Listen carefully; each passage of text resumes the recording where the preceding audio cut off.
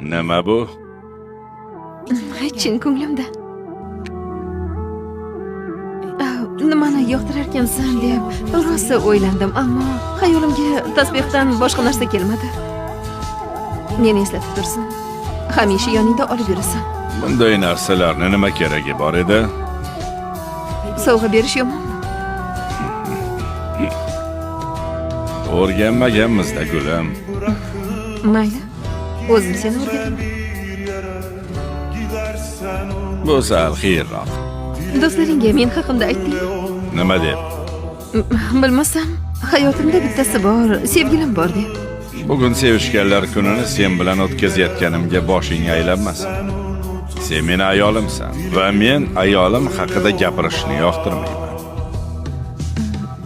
Sevgiling bilan ayoling orasida qanday farq bor? Ko'p farq bor. Insonning sevgilisi tark etadi yoki etiladi. U bilan ayrila olasan. Uncha jiddiy qaramaysan. Ayolim deganing bilan esa seni faqat o'lim ayiradi.